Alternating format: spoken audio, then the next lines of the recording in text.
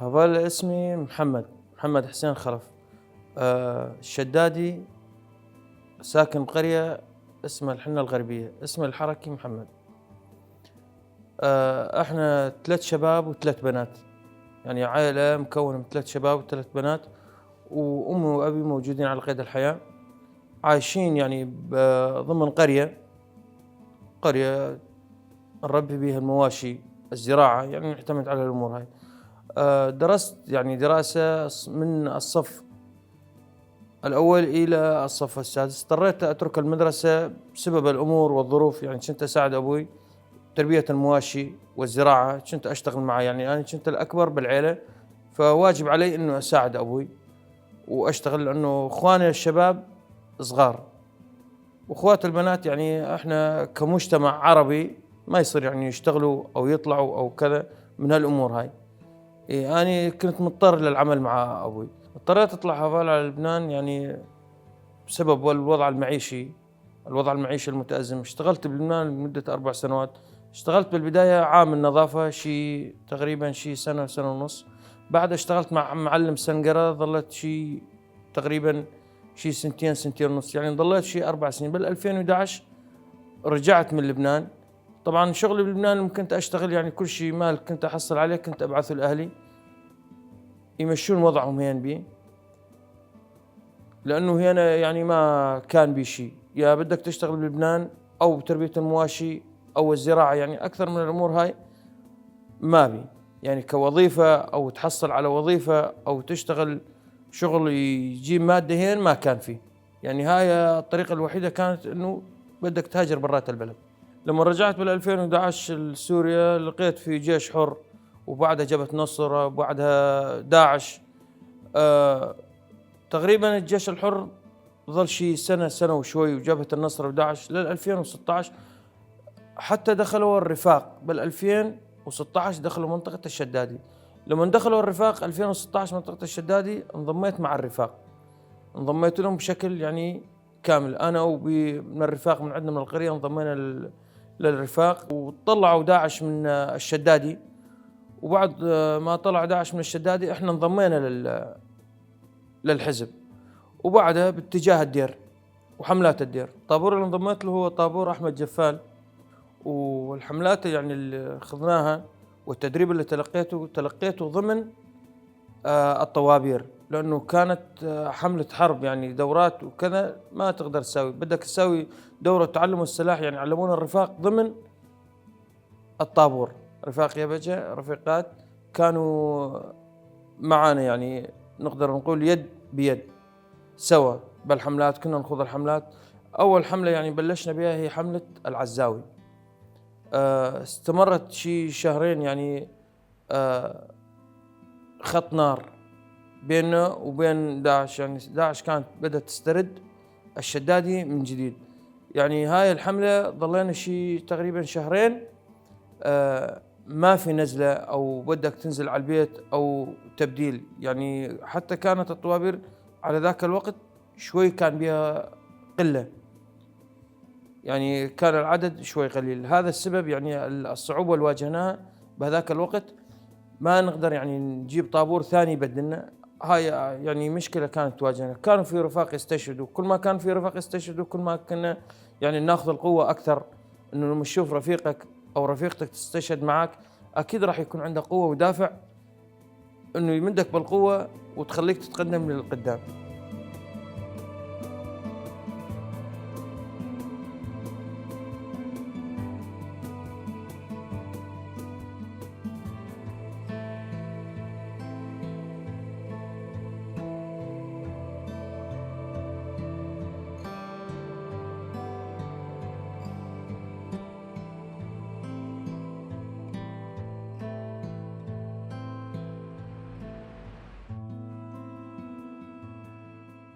بعد الحملات هاي يا فال، يعني بلشنا تقدموا الرفاق. مع تقدم الرفاق يد اليد تقدمنا إلى منطقة أبو خشب.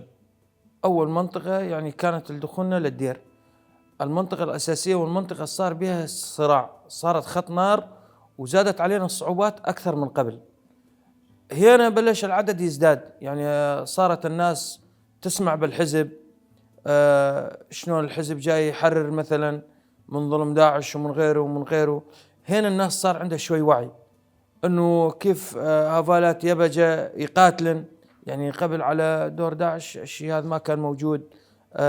كان بنوع من العبودية، يعني تحس مزيج نوع مختلف، انه رفيق ورفيقات، رفاق ورفيقات يقاتلوا مع بعضهم، تحس شيء غير، تحس ب يعني نقدر نقول شيء من الصدق. بي كان يعني نقدر نقول روح رفاقية، معنويات يعني. وهنا صارت الناس تزداد بشكل يعني نقدر نقول بشكل مو طبيعي بالتزايد. هنا حملة أبو خشب كانت الحملة الأقوى، والخط اللي بيننا وبين الدير، بين الشداد وبين الدير. استمرت الحملة تقريبا بأبو خشب فوق الأربعة أشهر، يعني خط نار وجبهة وصراع. بالنسبة للموضوع اللوجستي، كان اللوجستي متوفر، يعني الرفاق ما قصروا من ناحية الذخيرة، من ناحية الأكل، من ناحية المستلزمات، يعني معنويات وروح رفاقية عالية جدا كانت. أخذنا أبو خشب كاملة وبنزولنا للمعامل، يعني المعامل، وبلشنا ندخل بالدير. دخلنا بالدير تقريبا، دخلنا نصف الدير. يعني صارت بإيد الرفاق. هون الرفاق في شغلة أحب أنوه عليها، كل منطقة كنا ناخذها من شدادي وقبل والدير مباشرة، الرفاق ما بيستنوا، دائما بيحطوا بها مثلا مجلس يوعوا الشعب، يعني ما تركوا المنطقة مهمشة، دائما يأمنوا لها الخدمات، يأمنوا لها المستلزمات، يعني وحتى الحملة تكون ماشية الرفاق يعني ما كانوا يقصروا، ما بيخلوا شيء اسمه خراب، يعني توعية للشعب.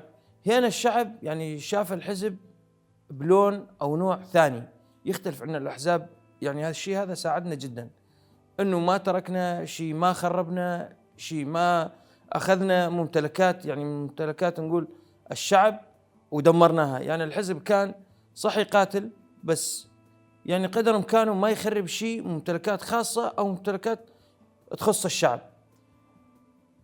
هنا يعني شعب الدير صار أيضا ينضم للحزب، وينضم للحزب بقوة، ما بينضم للحزب يعني شكليا، ينضم للحزب ويساعد الحزب. يعني ما نقدر نقول انه الشعب ما ساعدنا، على العكس تماما، الشعب ساعدنا وساعدنا بالنهضة هاي، ونهضة انه الحزب يتقدم.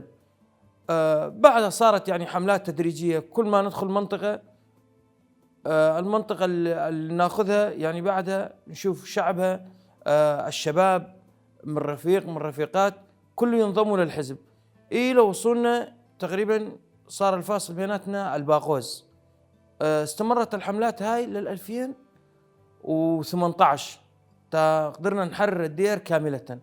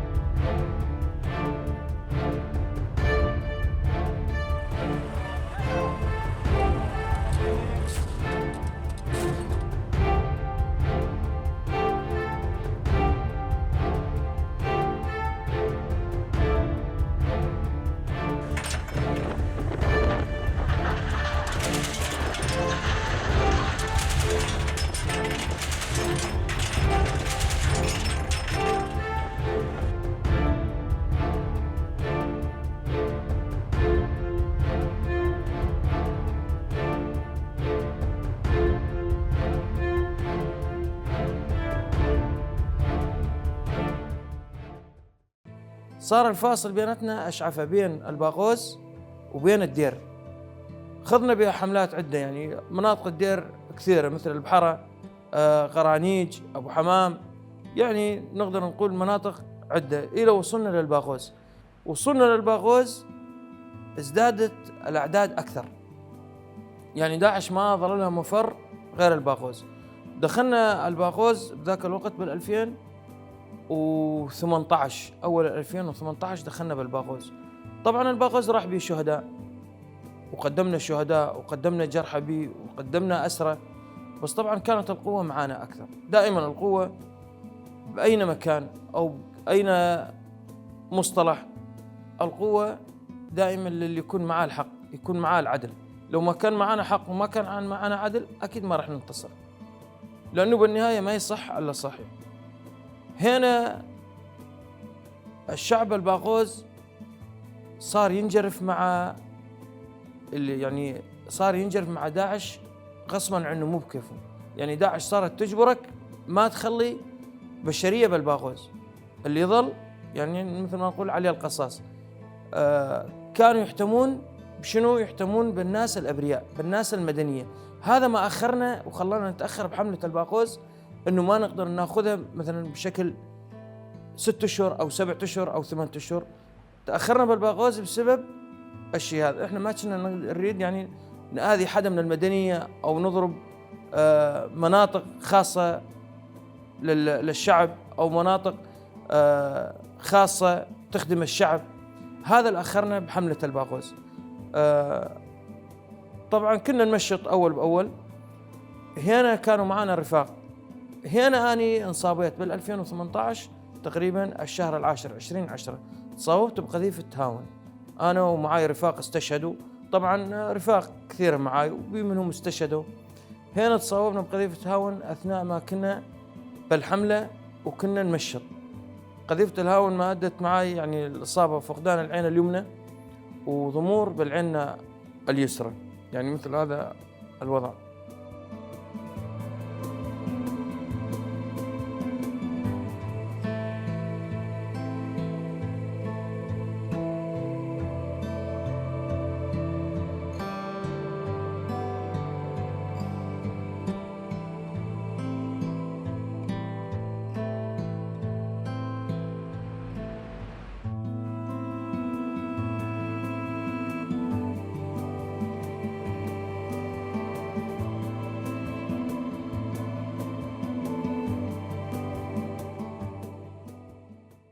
يا فالا هنا الرفاق يعني بي معي رفاق استشهدوا، انقلوني من الباغوز على الحسكة. طبعا ما أعرف أنا إيش صار معاي، شني إصابتي بالبداية ما كنت أعرف. ما حسيت إلا أنا بمشفى السارية بالحسكة. هين حسيت إنه أنا بمشفى السارية بالحسكة. أول لما انفقت ما أشوف، ما أعرف إيش صاير، إيش صار معاي، إيش اللي صار. طبعا إجا الدكتور حكى الدكتور شنو يعني إصابتي. بالبداية ما كان بده يقول لي، قلت له لا قل لي يعني شنو الإصابة أريد أعرف. قال لي واحدة من عيونك اليمنى راحت والثانية يعني ترجى منه أمل، ما بعرف. بعد الرفاق نقلوني من مشفى سارية، ظليت من مشفى سارية تقريبا شهر ونص. بعدها نقلوني على باشور، هي كردستان. هناك تلقيت العلاج. ضمرت عين اليسرى. ما أدت هاي الإصابة لفقدان البصر كاملا. يا فال باشور ظليت فيها تقريبا كمان شهر ونص. قال الدكتور يعني هذا الوضع بسبب الطريق، يعني تأخرت على علاج عين اليسرى، ما هذا سبب الضمور فيها. قال لي يعني لو جاي من البداية يمكن لحق فيها، بس إنه صار بها ضمور وكانت الأوضاع يعني مو كويسة. يعني الأوضاع هي بسبب الشهداء، بسبب الإصابات، بسبب حملة الباغوز. يعني ما كان الوضع يسمح إنه ب10 أيام أو 15 يوم إنه يسافرون على الباشور. هذا اللي أخرني شهر ونص. بعد ما ظلت تقريبا تلقيت العلاج باشور، قال لي هذا الوضع. بعدها جيت هون الرفاق كمان ما قصروا، أخذوني على الشام. ظلت تقريبا بالشام شي 20 يوم، معاينات ومعالجات من الالتهابات. وهذا الوضع الراهن يعني حاليا للعين. طبعا لما كنت بالحسكة نقلوني 3-4 أيام، خبروا أهلي، إجوا أهلي. طبعا وضعي كوضع أين رفيق جريح، أهل مو متعودين إنه مصاب إنه يصير في هيك بعد ما كان. يعني هذا الوضع الراهن لكل إنسان.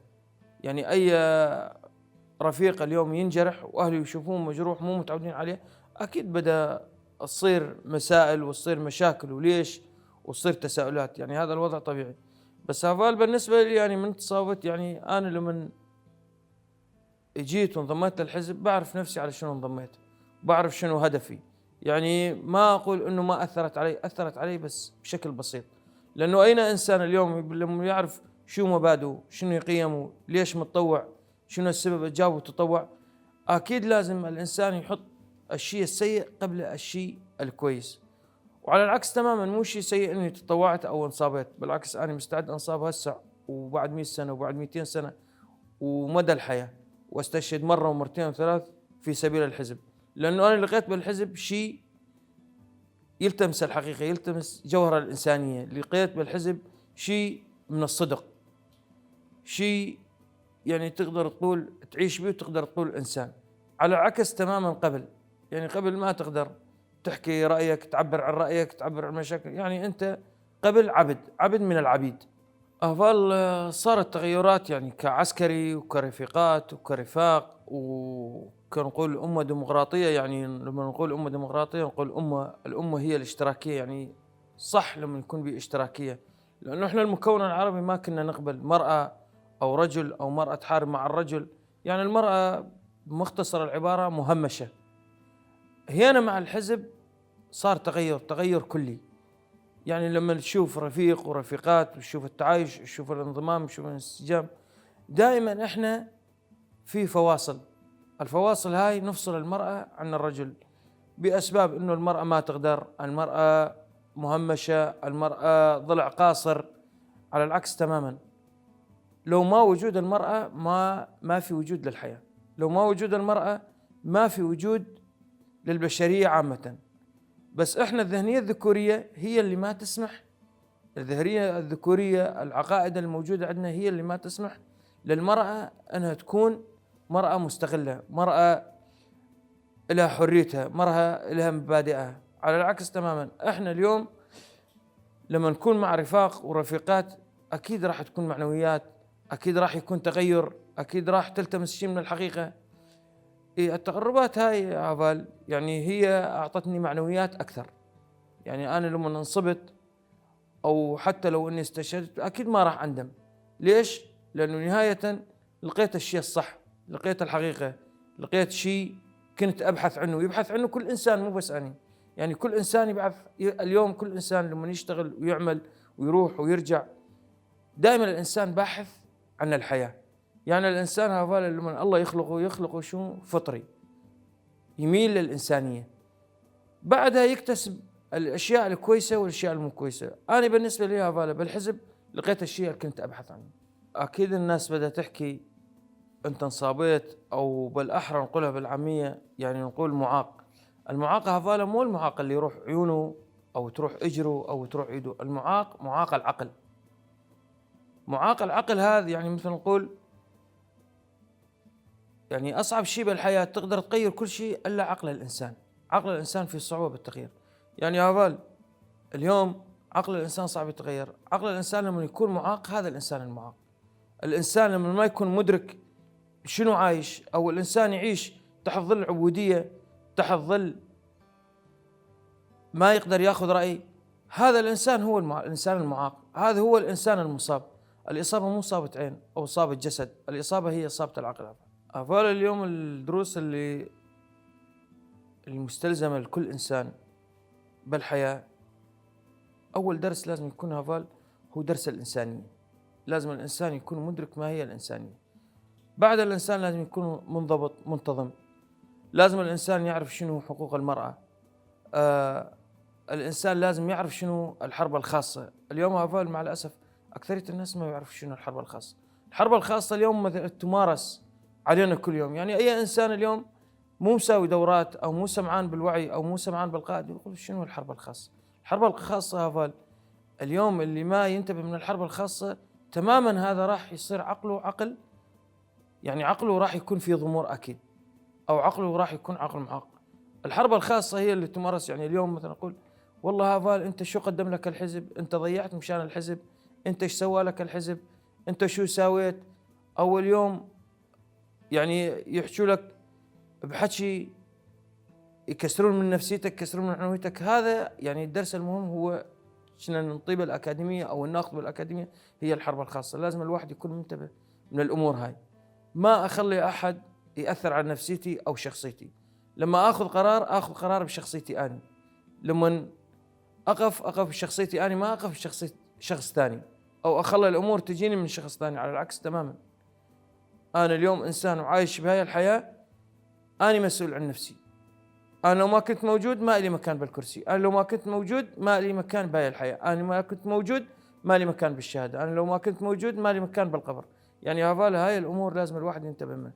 الإنسان لازم ما يكون نطاق حواره ضيق، دائما لازم ينظر للأمام، ينظر بتقدم، ينظر نظرة الحياة، نظرة الشمس. يعني هذا نقول اليوم القائد قديش صار له مسجون، ورغم هالشيء القائد يقول أنا سجين الجسد ولكني طليق العقل، طليق الأفكار. احنا اليوم هذا قدم القائد، احنا شو قدمنا للقائد؟ يعني إذا بدنا نجعل مصطلحات، احنا ايش لازم نقدم للقائد؟ ايش لازم نقدم للحزب اللي قدم لنا؟ يعني مو نقصان بغير الدول الأخرى ما قدرت تبني. يعني احنا لسه ما بلشت الحرب هذا، الحرب الخاصة يعني هي من يوم ورايح هي لازم تبلش. احنا إذا ما كنا واعيين من هاي الأمور، وما كنا واعيين ونوعي شعبنا ونوعي الناس اللي متعايشين، أكيد راح تصير مشاكل كثيرة.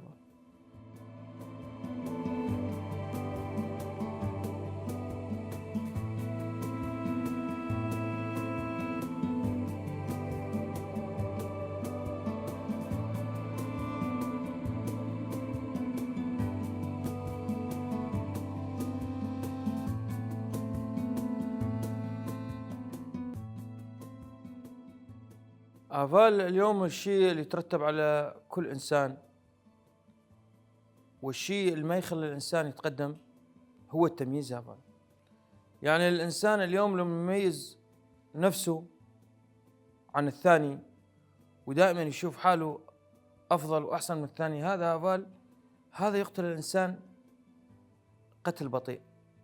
يعني لو أطلب اليوم من الشعب إنه المال لازم يكون تمييز، يعني مثل ما يقول القائد، احنا اليوم بحزبنا ما في شيء اسمه رتب. هذا يعني اليوم احنا كنا سواسية، كنا بشر، كنا بداخلنا انسان. لازم الانسان يميل للانسانية. يعني هذا اليوم لازم يكون الشعب، اطلب يعني من الشعب انه يكون اكثر وعي، ما ينجرف وراء، يعني نقول اليوم انعكاس الذات، يعني انعكاس المادة على الذات والموضوع. يعني اليوم اكثر مشاكلنا من وراء المادة. احدى غرائز الانسان هي غرائز الطمع، هي توصل الانسان للهلاك. يعني الانسان ايش ما كان طامع مادة او سلطة او اساليب غير اساليب، يعني هذا الشيء راح يوصله للهلاك. الانسان متى ما كان صادق مع نفسه وما يطلع على الامور هاي، صدقا راح يوجد يعني بداخله انسانية. الانسانية هاي اللي نحكي عليها والامور اللي حكينا عنها هاي الموجودة بالحزب. هذا الشيء اللي يميز الحزب عن الأحزاب الثانية ويميزه عن الفئات الثانية.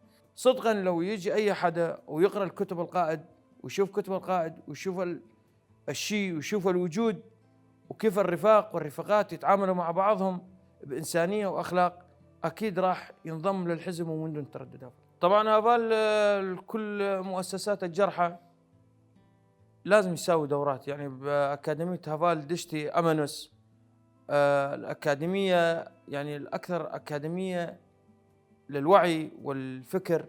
يعني اللي ما بيكون مساوي دورة بأكاديمية هافال دشتي أمانوس ما راح يعرف شيء من الحياة، وما راح يعرف شنو صمود الحياة. أي حدا يساوي يعني مو بس أكاديمية هافال دشتي، بكل الأكاديميات، بس هاي الأكاديمية يعني نقدر نقول بها نوع خاص لمؤسسات الجرحى، المصابين الجرحى. يعني أتمنى من كل مصابين الجرحى يروحوا على هاي الأكاديمية ويشوفوا التدريب اللي فيها ويشوفوا التطور اللي فيها ويشوفوا يعني شلون راح يصير تطور لقدام، وراح يلقوا نفسهم بهذيك الأكاديمية.